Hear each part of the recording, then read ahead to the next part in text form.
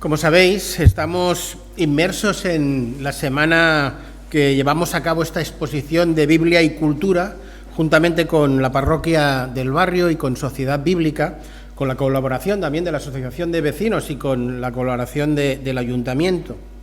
La idea de llevar esta exposición a cabo surgió de intentar aprovechar la festividad de Sant Jordi, el Día del Libro, con las celebraciones que normalmente se hacen en nuestro barrio, en el barrio de la Iglesia, el barrio que además se llama Sant Jordi. Y qué mejor manera de conmemorar el Día del Libro si no es llevando a cabo una exposición que hable del libro por autonomasia, el libro por excelencia, la Biblia.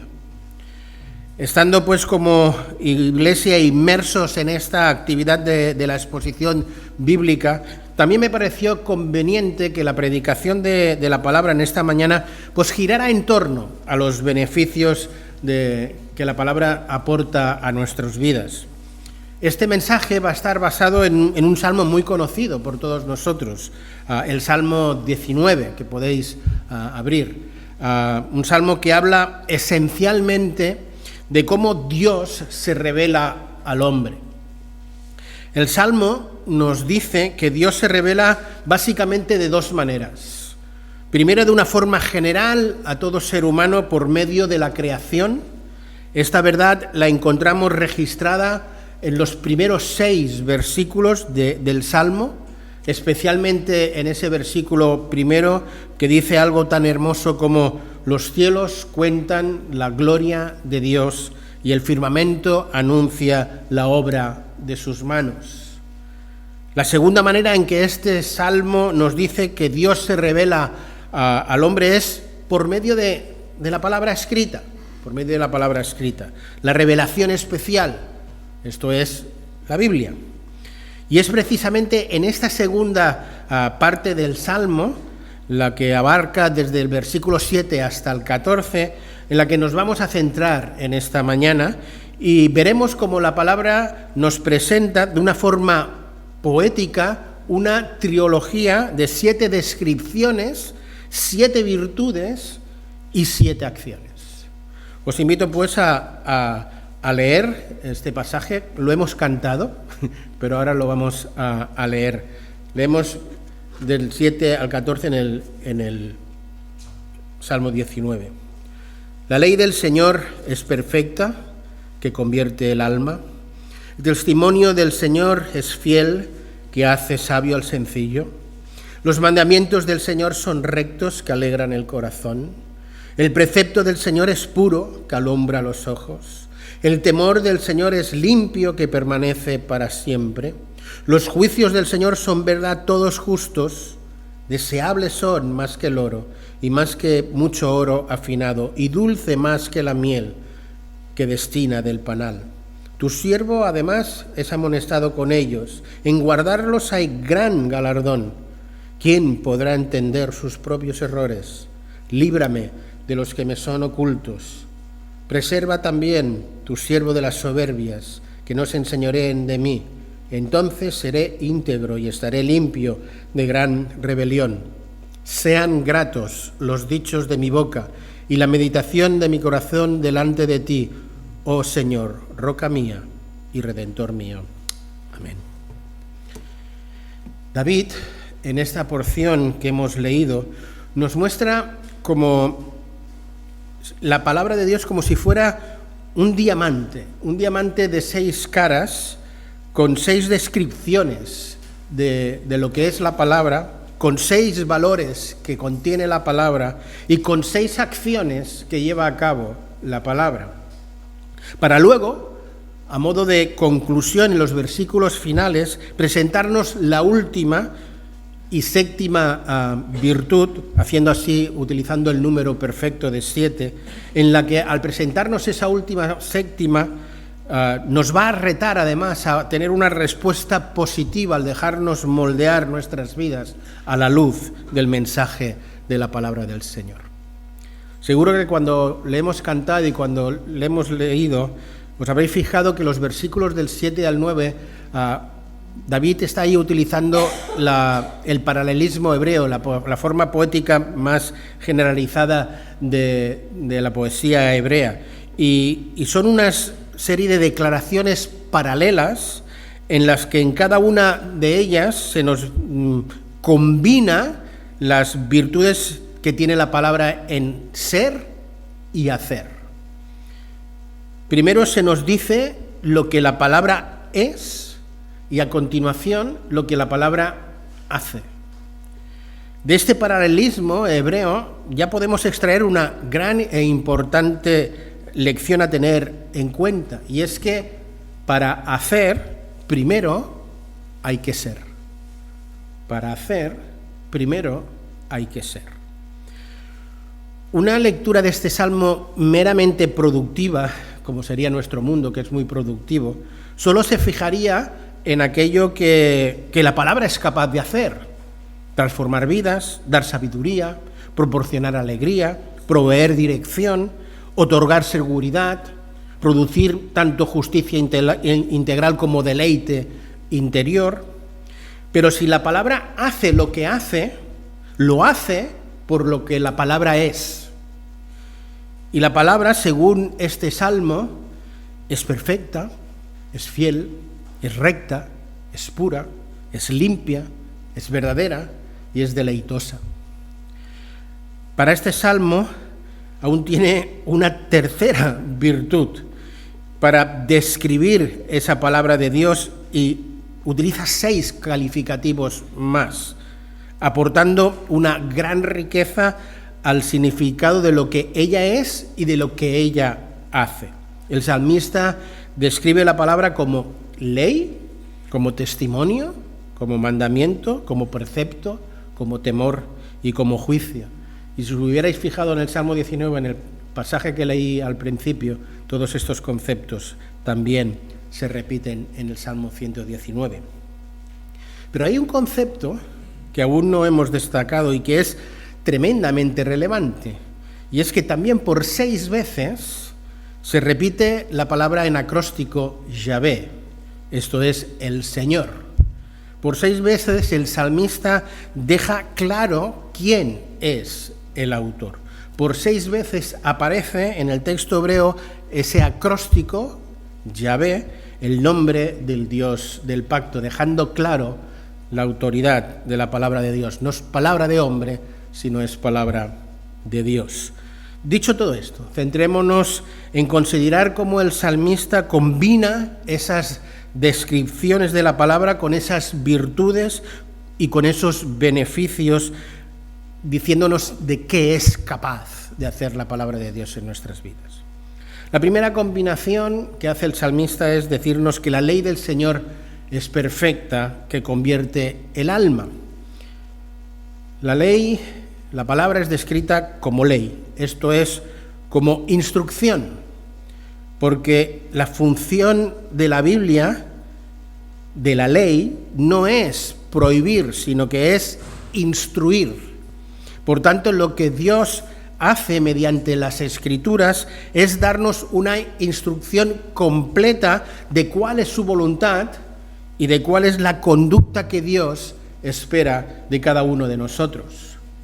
La Biblia es para nosotros como el manual de instrucciones para manejarnos bien en esta vida. Si el hombre y la mujer de hoy desea extraer todo el potencial que tiene esta vida, si el hombre y la mujer de hoy quieren vivir una vida plena y llena de sentido, si el creyente quiere gozar de la plenitud de la bendición de Dios, entonces no le queda más remedio que obedecer las instrucciones que están explícitas en este manual de Dios, que es la Biblia. Esta ley, este manual de instrucciones, tiene además la virtud de ser perfecta. Otra posible traducción sería completa. Por tanto, la ley de Dios, el manual de Dios, es completo, no le falta absolutamente nada. Es totalmente capaz de orientarnos, de dirigirnos, de proporcionar dirección y consejo en todas las áreas de nuestras vidas, en todos los aspectos de la vida humana. Siendo eso así, no es de extrañar que la primera virtud o beneficio que tiene la palabra de Dios es que es capaz de convertir el alma. La palabra alma en hebreo designa el ser interior. La ley de Dios está diseñada para hablar a nuestro ser interior, para instruir a nuestro ser interior, para convertirlo, es decir, para transformarlo, para cambiar y transformar ese nuestro ser interior. Por tanto, podemos concluir que la palabra de Dios es suficiente para la salvación del hombre. La creación cuenta la gloria de Dios, pero para salvarse hace falta la palabra de Dios, que es suficiente para transformar la vida del ser humano. Y es por ello que nunca ninguno de nosotros deberíamos de dejar de estudiar, de meditar, pero también de predicar la palabra, porque como dice Pablo en Romanos, dice, no me avergüenzo del Evangelio porque es poder de Dios para salvación. El segundo paralelismo que encontramos es que el testimonio del Señor es fiel, que hace sabio al sencillo. En segundo lugar, la palabra de Dios es descrita como testimonio. La palabra testimonio se refiere a esa declaración que uno hace delante de un juez, de un tribunal.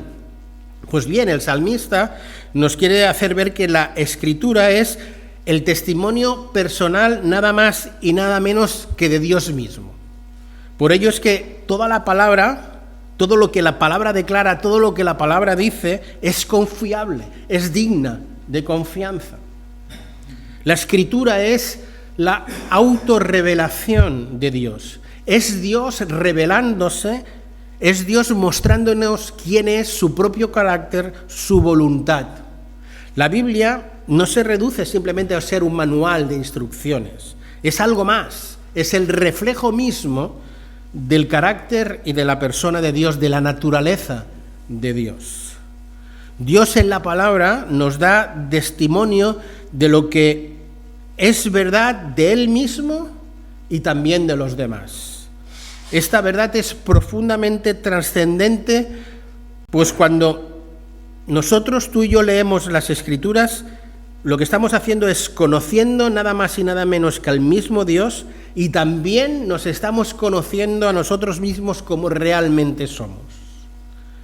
Y dado que la Biblia recoge ese testimonio fiel de Dios, es que es fiel, como dice el testimonio del Señor, es fiel, es veraz, es cierto. Esto no ocurre en otros libros. Otros libros cuentan la historia según como le conviene. La Biblia es veraz, la Biblia no es parcial. ¿Qué implicaciones tiene todo ello para nuestras vidas? Pues si la Biblia es verdad, la Biblia es fiable, la Biblia es confiable, es digna de confianza. Podemos depositar toda nuestra esperanza y toda nuestra seguridad y confianza en ella. Podemos confiar en que todas sus leyes, sus mandamientos, son buenos, son para nuestro bien. No son dados para arruinarnos la vida ni amargarnos la vida, como algunos nos quieren hacer ver, sino para hacernos fácil la vida, para hacernosla feliz. Podemos confiar en que todas las promesas que emanan de la palabra de Dios son ciertas, y al ser cierto esto nos tiene que proporcionar seguridad y confianza. Siendo así, el contenido de la Escritura no es de extrañar que el segundo beneficio que enumera la palabra es que hace sabio al sencillo, todo un prodigio. Esto implica que aquel que es capaz de aplicar las verdades de la palabra de Dios a su propia vida, deja de ser una persona que no sabe cómo manejar su vida, que no encuentra sentido a esta vida, para convertirse en una persona con criterio, capaz de discernir entre lo bueno y lo malo, capaz de discernir entre lo que está bien y entre lo que está mal. La palabra de Dios te hace experto en el arte de tomar buenas decisiones, decisiones correctas, decisiones acertadas. Te hace experto en el acto de ver las cosas como realmente son, las cosas como realmente las ve Dios, y poder vivir una vida en el centro de la voluntad de Dios. La tercera combinación que nos presenta el Salmo la encontramos en el versículo 8. Dice: los preceptos del Señor son rectos, que alegran el corazón. ¿Qué son los preceptos? Preceptos son principios. Por tanto, los principios de Dios son rectos, son correctos. O dicho de otro modo, los valores ético-morales que presenta la Escritura son los correctos, son buenos, lo cual, por conclusión, nos hacen ver que los valores de este mundo son torcidos y muchas veces incorrectos. La Biblia dice que hay un camino que al hombre le parece derecho, pero que lleva a la destrucción. Jesús dijo que hay un camino ancho que lleva a la destrucción. Y la Biblia se presenta a sí misma como el camino recto, como el camino que nos lleva directos a la salvación.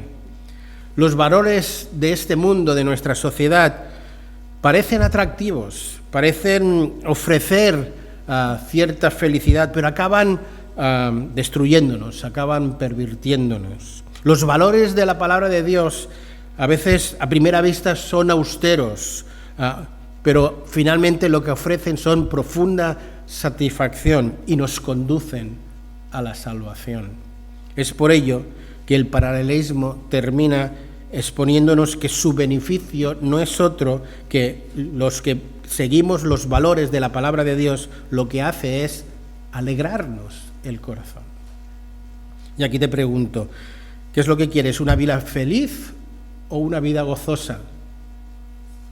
Yo lo tengo claro. Ante las dos opto por una vida gozosa. Porque la felicidad es momentánea, el gozo es perpetuo. La felicidad depende siempre de las circunstancias, que son cambiantes, y el gozo depende única y exclusivamente de las promesas de Dios, que como estamos viendo son ciertas, que no cambian según las circunstancias. Por tanto, la felicidad es algo efímero, el gozo es permanente. ¿Qué quieres? ¿Una vida gozosa? Pues si la quieres, decide caminar por ese camino recto, por esos principios correctos de los valores de la Escritura, porque el gozo se encuentra precisamente en caminar por ese camino, porque es así como recibimos la bendición de Dios. El cuarto paralelismo nos dice que los mandamientos del Señor son puros, que alumbran los ojos. Que sean puros quiere decir que son libres de imperfección, de corrupción. Otra traducción posible es que los mandamientos del Señor son claros, lo cual implica que las órdenes de Dios son transparentes, son diáfanas, son claras. Y es tremendamente importante y trascendente que las órdenes que uno reciba pues sean, claras y diáfanas, que no den lugar a confusión ni a una doble interpretación. Cuando las órdenes no son claras y no son concisas, lo que ocurre es que muchas veces se hace imposible obedecerlas. Todo esto no ocurre con la palabra de Dios. ¿Encontramos mandamientos en la palabra de Dios? Evidentemente que sí. ¿Encontramos órdenes en la palabra de Dios, en la Biblia? Por supuesto. ¿Son claros? Claros no, lo siguiente. Son clarísimos, son diáfanos. No hay duda. La cuestión es si los obedecemos o no los obedecemos, pero de claros lo son. A la Biblia se le puede criticar de muchas cosas, pero una cosa de la cual no se le puede criticar es que la Biblia es clara.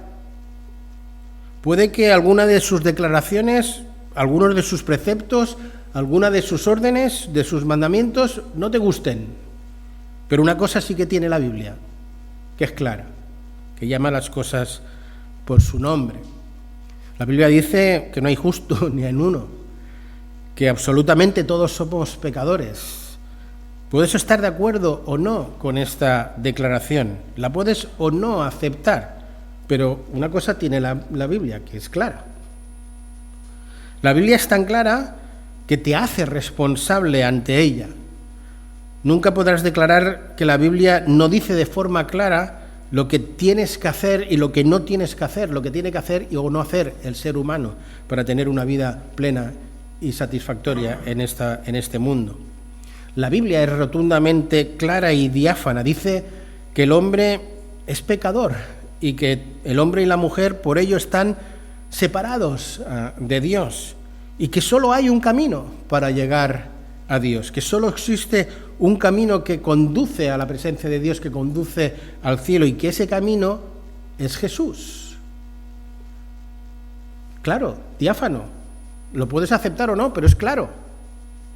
La Biblia es tremendamente clara. Afirma que solo depositando fe personal en el Señor Jesús, solo creyendo en Jesús, que ha muerto por ti y por mí en la cruz, es que nuestros pecados serán perdonados y nuestra vida salvada y restaurada. Podemos aceptarlo o rechazarlo, pero no puedes decir que no sea claro. Puede que sea difícil de aceptar debido a veces a nuestro propio orgullo, a nuestra propia arrogancia, pero no es difícil de entender, está claro, diáfano. Es tan clara la Escritura que, como dice el Salmo, tiene capacidad de alumbrar. Lámpara es a mis pies tu palabra y lumbrera a mi camino. Para encontrar iluminación, dirección, la dirección correcta para nuestras vidas, tenemos que someternos a la guía clara de la palabra de Dios. El cuarto beneficio, pues, de la Escritura es que es capaz de eso, de alumbrar, de dar de entendimiento donde hay falta de entendimiento, orden donde hay confusión, luz donde hay oscuridad. Por tanto, necesitamos una mente y una alma, un corazón iluminado por la verdad de la palabra de Dios para tener una vida plena y llena de significado. El quinto paralelismo que encontramos es que el temor del Señor es limpio, que permanece para siempre. Temor, la palabra temor significa reverencia, literalmente asombro de adoración. El término hebreo conlleva la idea de reverenciar, que es lo mismo que adorar. Por tanto, la palabra es presentada aquí como el manual de adoración a Dios. La Escritura nos dice cómo Dios quiere ser adorado, cómo Dios quiere ser reverenciado. Jesús, hablando a la mujer samaritana, le dijo que el Padre busca adoradores que le adoren como en espíritu y en verdad.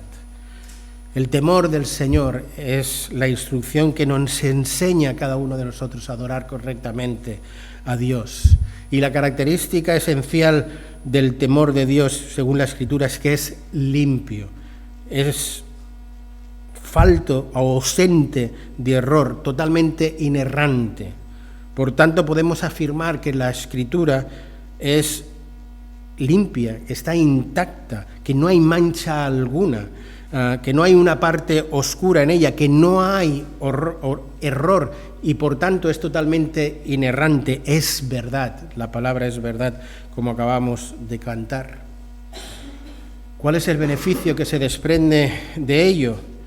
Pues que al ser así, la palabra de Dios permanece para siempre. Esto es, que siempre dice lo mismo, que no cambia según las épocas, ni según las circunstancias o las modas de este mundo. Si la palabra permanece para siempre, quiere decir que el contenido de la palabra de Dios es actual, no pasa de moda. Quiere decir que esta palabra no solo fue escrita para una generación antigua, sino que fue escrita para todas las generaciones, y que la palabra de Dios sigue siendo revelante, autoritativa y digna de ser seguida hoy en pleno siglo XXI. ¿Qué beneficio aporta esto a nuestras vidas? Que la palabra pues sea permanente, que que sea falta de error, pues nos da total y plena seguridad y confianza de que esta palabra es veraz. Todos los cambios proporcionan inestabilidad, proporcionan o traen inseguridad. El hecho de que las normas de Dios no cambien, que las leyes de Dios sean siempre los mismos, que los valores de Dios no sean hoy unos y mañana otros, lo que nos produce a nosotros es seguridad, certeza, integridad. No cambiamos de opinión según con qué pie nos levantamos o con qué humor podamos tener. Llegamos al sexto paralelismo. Los juicios de Dios son verdad, todos rectos. Las sentencias de Dios, los veredictos de Dios, todos y cada uno de ellos, como estamos diciendo, son verdad. Los beneficios de tal singular característica es que además son justos por ser verdad. David finalmente nos está presentando a Dios como ese juez supremo de toda la tierra, el Dios soberano de todo el universo, y presenta la Biblia como la única regla para juzgar al hombre y juzgar tanto su destino para un lado o para el otro, como hoy se hablaba también en las parábolas. El veredicto de Dios en ese juicio es claro y es rotundo. No hay justo ni en un uno. Todos, absolutamente todos, somos pecadores y por tanto destituidos de la gloria de Dios. En consecuencia, destinados a la condenación eterna. Este y no otro es el veredicto justo y santo y veraz de un Dios justo. Pero gracias sean dadas a Dios de que de la misma manera que hemos visto que en el Salmo 19 hay muchas caras diferentes de ese diamante y todas ellas son preciosas, la Biblia también nos presenta esa faceta de Dios justo y además Dios amoroso. Y la Escritura nos dice allí en Efesios capítulo 2, versículo 4 y 5, pero Dios, ese Dios justo, que es rico en misericordia, por su gran amor con que nos amó, aún, dice, estando en muertos en nuestros delitos y pecados, es decir, la justicia que hizo, nos dio vida juntamente con Cristo. Por gracia sois salvos. No me digáis que no es hermosa esta combinación de amor y de justicia en la persona de Dios. Tal combinación no se da en otra persona que no sea en Dios. La justicia de Dios, además de ser santa y de ser justa, es amorosa y misericordiosa. Cuán diferente es a la justicia de este mundo. Y es por eso que el justo es tan absolutamente justo que para podernos salvar a ti y a mí y no hacer injusticia en ello, tuvo que sacrificar al único que sí que era justo, a Jesús. Y acabamos de recordar este hecho en la Santa Cena. Por tanto, podemos descansar en la justicia de Dios. Es cierto que ahora sufrimos injusticias en este mundo. Algunas de estas injusticias son precisamente a causa de nuestra condición de creyentes, de ser hijos de Dios. Algunas de estas injusticias son por no renunciar a llamarnos hijos de Dios, por confesarnos cristianos. Algunas de estas injusticias son porque no queremos renunciar a los principios y a los valores que enseña la palabra de Dios.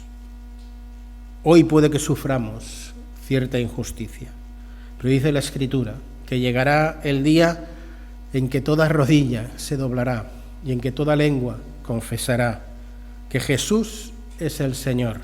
Y ese día Jesús ya no va a venir como la primera vez, como ese siervo sufriente del que leíamos en Isaías 53 hace un momento, sino que vendrá como rey, como juez y juzgará.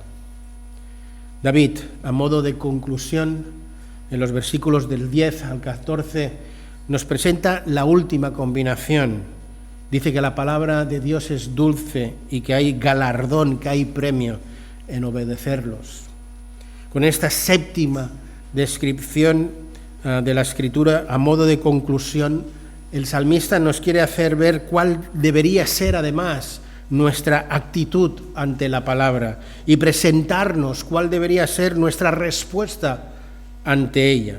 El salmista nos hace ver que si es cierto que la palabra de Dios es fiel, es recta, es pura, es limpia y es verdadera, si es verdad que la Escritura, todos los beneficios de la Escritura son transformarnos totalmente, hacernos capaces de vivir en este mundo, producir gozo auténtico y duradero, proporcionar seguridad y estabilidad, no nos queda otra que tener una respuesta como la que se nos dice en el versículo 10 y 11. Deseables son más que el oro, mucho más que el oro afinado, y mucho más que la miel que destila del panal. Tu siervo es además amonestado con ellos, en guardarlos hay gran galardón. Para David, la palabra, por ser lo que es, por reflejar el carácter de Dios y por hacer todo lo que la Biblia hace en la vida del hombre, es considerada para él como el metal más precioso, la joya más valorada, y es mucho mejor que cualquier manjar que pueda existir en este mundo. Y es por ello que David lleva a decir que la meditación, la reflexión, el estudio de la palabra, lo que hace a su vida es traer dulzura y enriquecer su vida. Y la pregunta que creo que nos tenemos que hacer concluyendo el mensaje es, ¿tenemos tú y yo ese mismo concepto de la palabra? David nos decía en su introducción que tenemos la Biblia desde hace tanto tiempo, la tenemos en casa que igual ni la valoramos, ¿no? ¿Qué concepto tenemos de la palabra? Cuando yo voy a la palabra me endulza la vida, me la enriquece. Son estas preguntas, creo, para nuestra reflexión. Pero dejadme, antes de concluir, dejaros ver la última más poderosa verdad que hay en este salmo. Y es el hecho de darnos cuenta de que este salmo nos habla precisamente de Jesús. Dado que el Señor Jesús es el único en sí mismo que es capaz de encarnar las verdades de este salmo. El Verbo se hizo carne, la palabra se hizo carne, Jesús. ¿Hay alguien en este mundo que sea capaz de mostrar la gloria de Dios? Los cielos cuentan la gloria de Dios, pero ¿hay alguien que sea capaz de mostrar la gloria de Dios? Sí, ese alguien es Jesús. Pablo dice allí en Colosenses, Jesús es la imagen del Dios invisible, el primogénito de toda creación, porque en Él fueron creadas todas las cosas, y no hay nada, ni en el cielo ni en la tierra, ni en los tronos ni dominios que sean más importantes que Él. ¿Hay alguien en sí mismo que sea fiel, que sea recto, que sea puro, que sea limpio, que sea verdad y justo? Sí que hay alguien, ese alguien es Jesús. Hay alguien que por sí mismo, por ser lo que es capaz de transformar vidas de hombres, de hacer sabios al sencillo, de alegrar el corazón, de alumbrar los ojos, de permanecer para siempre. Sí que hay alguien, y su nombre es Jesús. Jesús encarna todas y cada una de las verdades del Salmo 19. Y la pregunta es, ¿cómo vamos a reaccionar, a responder ante todas estas verdades? Creo que el versículo 14 nos presenta cuál debería ser nuestra respuesta ante la voz de Dios, tanto en la creación como en la Escritura. Dice, sean gratos los dichos de mi boca y la meditación de mi corazón delante de ti, oh Señor, roca mía y redentor mío. La respuesta que creo que Dios espera de cada uno de nosotros es que su voz en la Escritura sea para nosotros deseable y grata, y que no dudemos, que no nos hagamos remolones, que no pongamos resistencia a hacer todos los esfuerzos que sean necesarios, a pagar todos los precios que sean necesarios por obedecerla y por vivir según sus parámetros. Yo os propongo, y me propongo a mí mismo, que aprovechemos todas las oportunidades que tengamos para estudiar la Biblia. Nuestra Iglesia da algunas. Los martes, el estudio de la palabra. Ahora estamos estudiando los profetas menores. Los miércoles, en modalidad Zoom, tenemos con la Iglesia de San Boi también un estudio en el libro de Apocalipsis. Los domingos, con la palabra predicada, pero además con la escuela dominical, ahora con las parábolas. Otra forma, creo, también práctica de responder a la voz de Dios es, pues si aún no has recibido un discipulado de una forma formal, pedir ser discipulado.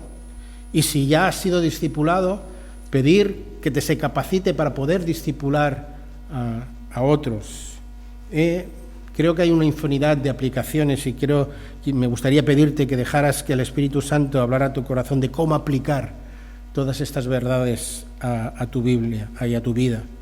Pero déjame terminar con un versículo que también te puede servir como aplicación personal, un versículo que creo que es conocido. Josué capítulo 1 y versículo 8, cuando dice allí, y puede ser pues ese tu reto hoy: nunca se aparte de tu boca este libro de la ley, sino que de día y de noche meditarás en él, para que guardes y hagas conforme todo lo que en él está escrito, porque entonces harás prosperar tu camino y todo te saldrá bien. Que el Señor bendiga su palabra en nuestros corazones. Amén. Pues sí, Señor, gracias por esta tu revelación escrita, gracias porque los cielos cuentan tu gloria y nos hacen ver tu majestad, pero nada como la Escritura para enseñarnos cómo eres, ese Dios que combina la perfección, la santidad y la justicia con el amor, la gracia y la misericordia, y eso se encarnan en la persona del Señor Jesús. Gracias, Señor, por todos los beneficios que tiene la palabra, por lo que ella es y por lo que ella hace en nuestras vidas. Señor, haznos entender que hay que ser para poder hacer. Hay que ser un hijo tuyo para poder vivir y disfrutar de esta vida. Señor, ayúdanos a vivir por tu palabra y a no avergonzarnos de ella, sino, como decía Pablo, yo no me avergüenzo de la palabra porque es poder de Dios, poder transformador mediante la fe. Ayúdanos a ser coherentes y a vivir por y con la palabra, y que hoy, como antaño, podamos ser conocidos los creyentes como los hombres de la palabra, los hombres de la Biblia. Señor, gracias por la exposición bíblica que estamos llevando a cabo. Te pedimos que también sea un canal de bendición para muchas personas. Y ahora te rogamos, Señor, pues que tú nos despidas con esa tu paz y con tu bendición. Que la gracia del Señor Jesucristo, el amor de Dios el Padre y la comunión del Espíritu Santo sea con todos nosotros ahora y siempre. Amén.